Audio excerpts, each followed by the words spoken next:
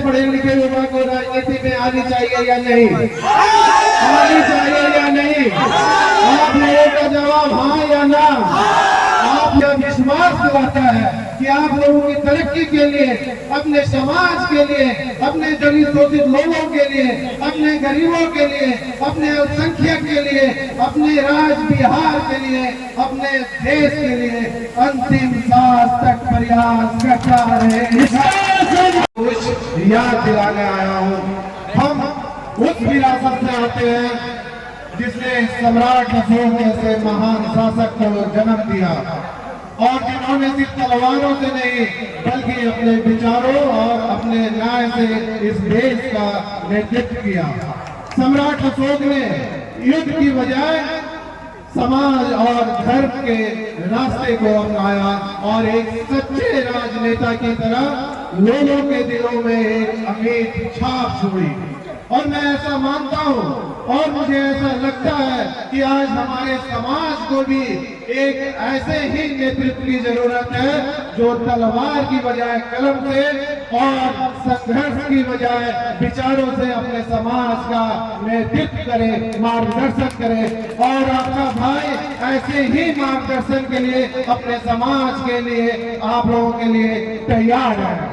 साथियों, आज मैं आप लोगों को बताना चाहता हूँ, आज आप लोगों को सुनाना चाहता हूँ कि मैंने आखिर राजनीति में आने का निर्णय क्यों लिया।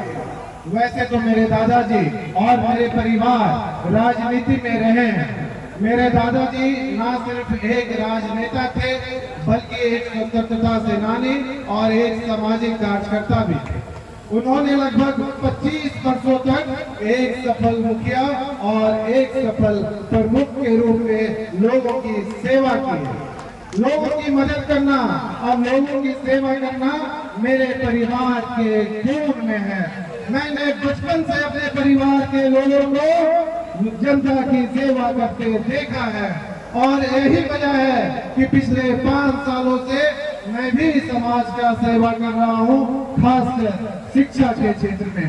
असल में मैं ऐसा मानता हूँ और मुझे ऐसा लगता है कि किसी भी समाज को मजबूत करना हो तो शिक्षा का मजबूत होना बहुत ही जरूरी है। शिक्षा समाज की नींव होती है और जो समाज शिक्षित होता है उसे तरक्की करने से कोई नहीं रोक सकता है। शिक्षा वह ताकत है जो समाज को बदल सकती है और उसे सशक्त बना सकती है।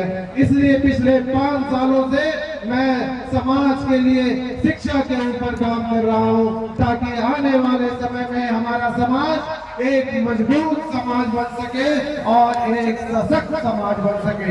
पर साथियों, किसी भी समाज के लिए सिर्फ शिक्षा का मजबूत होना ही काफी नहीं है। जैसे शिक्षा समाज को मजबूत बनाती है वैसे ही राजनीति समाज को दिशा देती है। राजनीति वह ताकत है जो आपके अधिकारों की रक्षा करती है, आपके हक को सुनिश्चित करती है। इसलिए आपका भाई राजनीति में आने का फैसला लिया। साथियों, आज मैं आप लोगों के बीच अपने दिल की बात, अपने मन की बात कहना चाहता हूँ। मैं कभी भी राजनीति में नहीं आना चाहता था। मैं करीब 30 वर्षों से अपना बिजनेस कर रहा था और 20 वर्षों की कठिन मेहनत से मैंने बिजनेस के दुनिया में एक अलग पहचान बनाई थी। असल में आप सब मेरे परिवार के एक सदस्य हैं। तो आज मैं आप लोगों को अपने दिल की बात, अपने मन की बात बता सकता हूँ। मेरा भी एक सपना था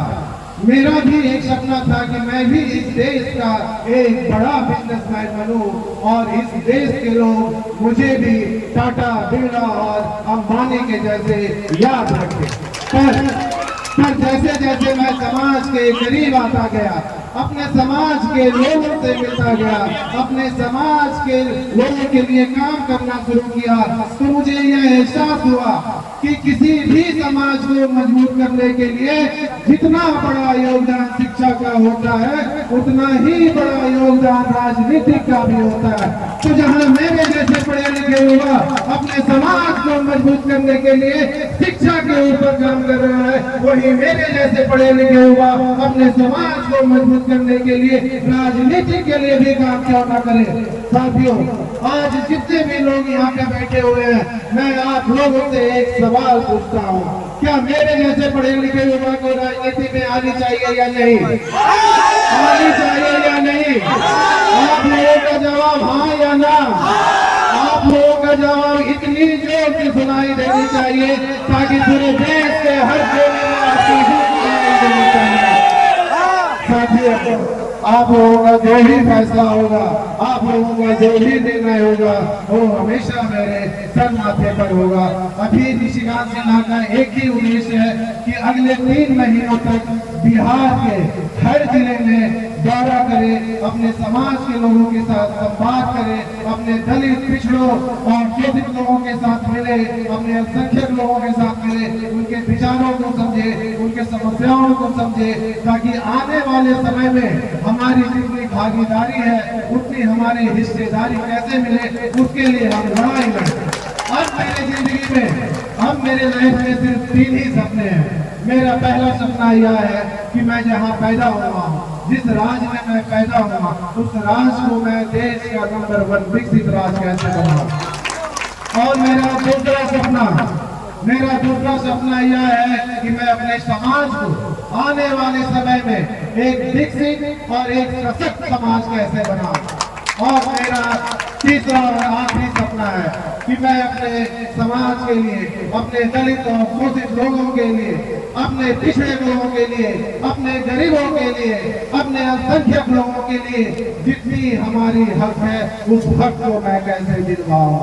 जो विचारधारा हमारे जगदेव बाबू की थी, आज मेरी भी विचारधारा वही है कि जितनी बड़ी हमारी भागीदारी है उतनी बड़ी हमें अपनी हिस्सेदारी भी मिलनी चाहिए। और आज मैं फिर से अपने जगदेव बाबू की विचारधारा को जिंदा करने का प्रयास कर रहा हूँ और अपने समाज के लिए, अपने दलित, पिछड़े, शोषित लोगों के लिए, अपने गरीबों के लिए, अपने अल्पसंख्यक लोगों के लिए दूसरा जगदेव बनने के लिए तैयार हूँ। अपने गरीबों के लिए, अपने दलित शोषित लोगों के लिए, अपने अल्पसंख्यक लोगों के लिए अगर मुझे अपने जगदेव बाबू की तरह अपनी शहादत भी देनी पड़ी तो मैं उसके लिए भी तैयार हूँ।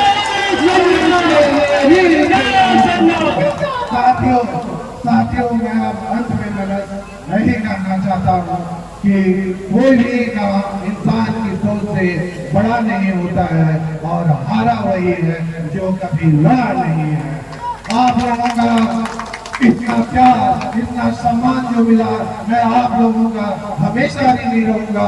और आप लोगों ने आज मुझे इतना साथ दिया, इतना सम्मान दिया, इतना प्यार दिया, ये आपका भाई, आपका बेटा, आपका निशिकांत सिन्हा यह विश्वास दिलाता है कि आप लोगों की तरक्की के लिए, अपने समाज के लिए, अपने दलित शोषित लोगों के लिए, अपने गरीबों के लिए, अपने अल्पसंख्यक के लिए, अपने राज्य बिहार के लिए, अपने देश के लिए अंतिम सांस तक प्रयास करता रहे।